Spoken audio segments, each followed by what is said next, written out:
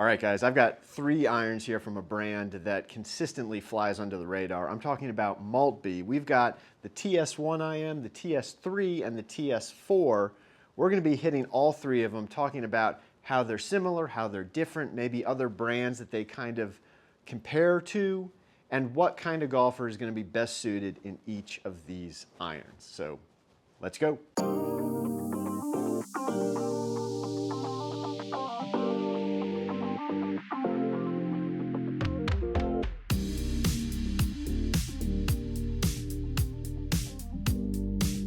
Hi everyone, welcome back to the channel. Hope you're having a wonderful day. So I have done a video before where I looked at the TS1 IM and the TS4, and I talked about how those 2 irons were different, but I got a lot of feedback from people in the comments talking about you kind of missed out on not talking about not hitting the TS3. So today I've got all 3 of these irons, and we're going to be hitting all 3 of them against each other to see how they compare, how do they look different, how do they look similar, how do they feel, what kind of results do we get, and what kind of golfer is going to be best suited in each of these iron heads. Now I also want to give a big shout out to Jason Streck, who actually owns these iron heads and sent them to me just so I could do this build, put them together and review them, talk about them with all of you in this video. So Jason, thank you for that. Also want to thank you for watching, and if you enjoy what we're doing here, make sure you go down below, like, comment, subscribe to the channel, and hit that bell icon so you'll be alerted when I post new videos. Okay, let's get right into it with the TS4. This is the most player-oriented of the bunch. If you saw my previous video where I did the TS4 and the TS1 IM, I did like this one more during that video, so we'll see if that holds up here or if maybe it changes a little bit. But very clean, very simple, very classic looking irons, and this goes across all 3 of them. Again, these are direct to consumer, but they look like any of the high-end irons that you can buy from any of the major retailers. Really beautiful lines, really clean, really professional looking, really beautiful finishes on all of them. Biggest thing to kind of notice on all these Maltby irons, what I always notice is if you hold up this 7-iron in the Maltby, and this goes across all 3, versus like this Cobra that I've got here, what you'll notice is look at the length of the hosel, or look at how long the neck is on my Cobra versus this Maltby. All of these Maltbys have a much shorter hosel on them, or a much shorter neck on them. What that means is you've got less weight kind of tied up here in this section of the golf club, and you can move it into other sections of the golf club, or you can also, like they did with all these Maltby clubs, is they've got a pretty big blade on them, a pretty big face, and you can make them bigger because you've got a little more weight to play around with because you don't have it in the neck. All right, let's get hitting now. Again, all these clubs have very similar lofts to them. This one has 33 degrees, the IM has 32.5, and the TS4, excuse me, the TS3 has 32 degrees. So they're all within 1 degree. We would expect the numbers to be pretty close.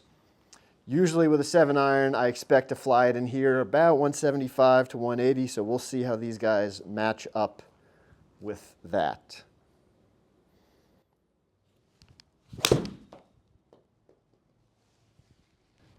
was a really, really nice first strike, and definitely got plenty of distance out of that. Turned it over a little bit, so we had a little bit of a swooping draw there, but you can see 183 on the carry. Backspin about 56, 5700 on a mat in here. That is pretty typical for what I see with this style of club, so that all makes pretty much perfect sense. Another pretty good one there. Maybe not quite as good as the first one, but still pretty decent. Let's see what we got out of that one. Just a few yards shorter, but again, really solid overall. When you set up with this club, it looks like a player style club. It has very thin lines. The sole is pretty narrow. It's got this milling on the sole, which is nice.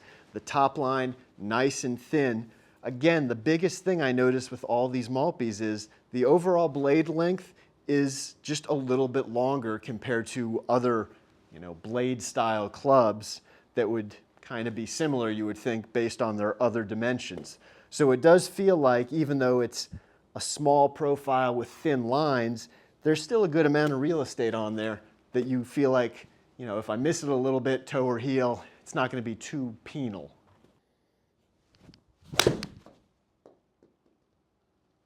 Pretty similar to the last one. Again, turning them over a little bit, but overall very similar. Again, 177.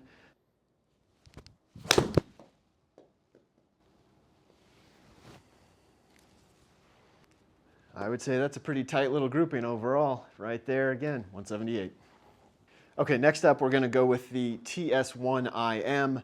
These two clubs, this TS4 and this TS1IM, look very, very similar. When you put them down side by side, looking down on them, other than this TS1 being just a tiny bit thicker on that top line, and it is a tiny bit, they look almost identical. Looking down from this direction, again, the sole is just a tiny bit wider, but very, very small difference between those two. And when you set it behind the ball, you're not going to see the sole. So it really is just that top line being ever so slightly thicker. But again, if I just kind of switch them back and forth, it's hard to tell the difference.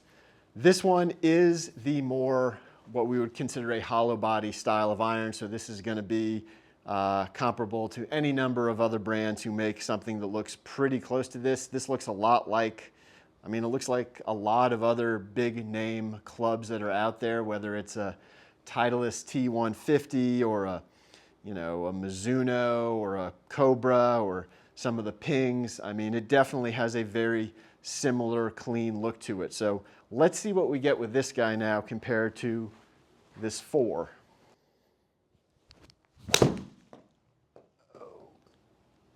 Well, that one was definitely off the toe, so we'll see how penal it is. 164. All right, well, that wasn't the club, that was me. Let's try and make a better swing.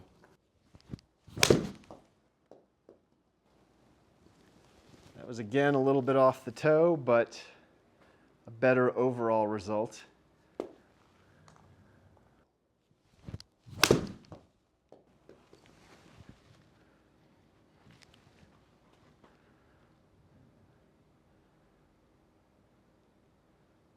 Again, a little bit right.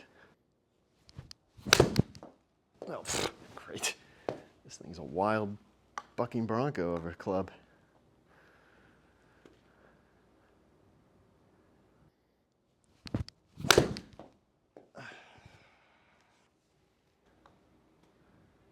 That was a little bit better. Still not hit perfect. I've yet to hit one solidly.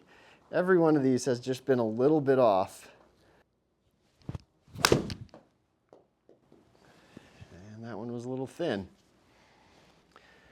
Yeah, this is kind of going like last time, where there's really no reason I should be hitting this one any different from that TS4. In fact, you would think I'd be able to hit it a little more consistently based on the technology, but I'm kind of all over the place with it, and I don't really have any good explanation for it.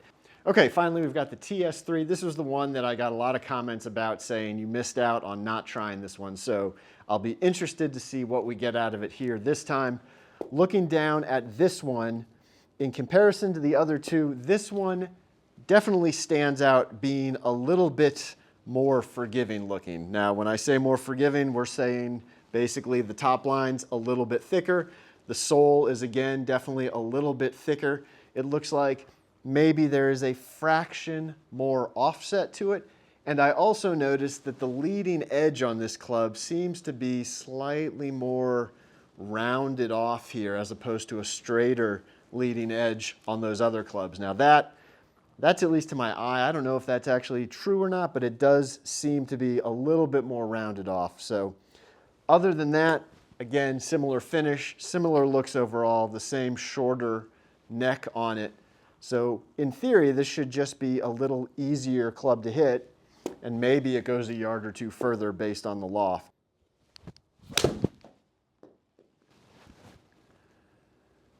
That was hit pretty much perfect.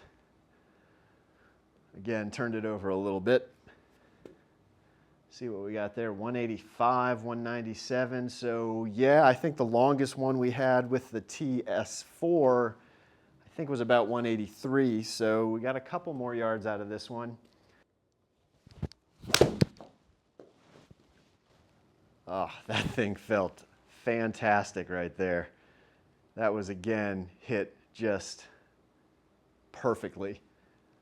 Whew, 187. Yeah, so that one, that's essentially as good as I can hit a golf ball right there. I mean, that thing was absolutely pure and felt beautiful.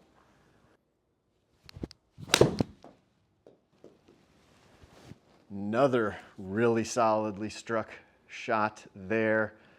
Not quite as good as the last one, but still. And I pulled that one a little bit, but it was still hit really well. That one may go 200. Yeah, so I pulled that one a little bit, hence it went a little bit too far, which isn't ideally what you want to see, but that, again, is mainly me, not the club. Overall, again, all 4 of those shots were hit pretty, 3 of 4 were hit really solid. 1 was hit a little bit on the toe. They all felt really good. They all really felt very similar to that TS4 as far as the sound and the feel coming off the face. So the end result, I think, is very similar. TS4, TS3, both really good. Very similar shot shape to them. Ball speed a little bit stronger on that TS3 versus the TS4. Very similar launch, very similar spin. Distance, again, just a little bit longer with that TS3 versus the TS4. The TS1, I am definitely lagging behind and a lot worse on the dispersion. We're going to give it one more chance, though, right now to see if it can kind of redeem itself.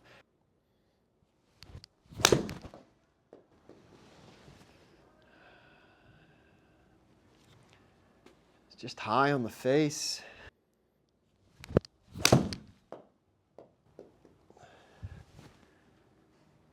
That was hit solid, but directionally not good. Nope, still out on the toe, still not good. So this is why they make different golf clubs, because sometimes, even though it's a golf club that in theory, on paper, seems like it should work, it just doesn't work. All right, last thing I want to try is what happens if we try and hit a little more of a shot, not just a full swing, but try and really kind of sculpt one in here. So I've got a 155-yard shot, basically. We're going to try and hit a little kind of knockdown cut shot, see how close we can get with each of these. We'll go in reverse order this time, so we'll start off with the TS3 and go from there.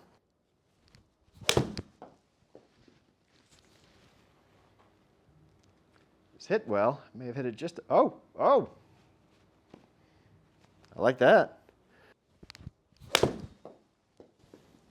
Started it just a little more left. I don't know if it's cutting quite as much, but still not a terrible shot. So I like the TS3 at full swing, and I like the TS3 at little kind of shot shaping knockdown swings. All right, here we go. TS1 IM. Let's see if it can possibly redeem itself from that range session. It was better. Still wasn't hit fantastic. Still a little high on the face.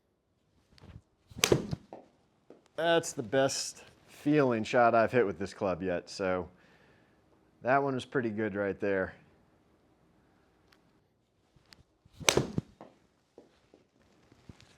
That one was, again, not hit great. It's going to be a little short.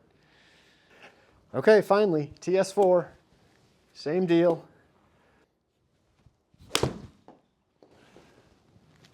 Oh, that felt great. Hit the flag.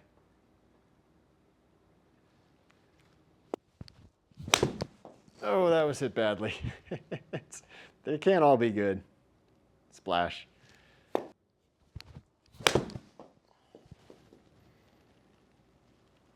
A little heavy again.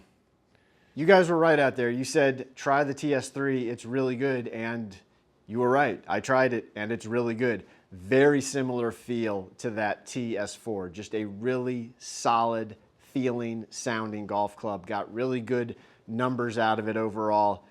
I really like that club. It fits in a kind of in between player distance and player style irons because it has a little bit more of the player distance style shape to it, but the lofts on it are still more traditional, so kind of fits in that middle ground there, which I think is a good place for people who want something that looks traditional, has some help to it, but still lets you get the ball up in the air if you need a little more help getting it up in the air.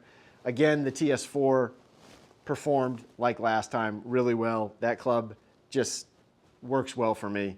And then the TS1 IM, you know, I don't know what to say. It's not you, it's me. But I don't know, it's kind of you, I guess. I don't know. This one just doesn't float my boat, unfortunately. So if it was up to me, what I would tell you is I would definitely focus in on TS4 or TS3 or a combination of those two. For the price, you get a fantastic looking, a fantastic feeling and sounding golf club that you can customize any number of ways. And so, yeah, they're really good. Hey, I hope you enjoyed this video. If you did, again, make sure you go down below, like, comment, subscribe, and hit the bell icon. If you're interested in a fitting, in a custom build, if you want some custom built Maltbys or a repair, all my contact information is down below, and I will see you on the next video. Take care.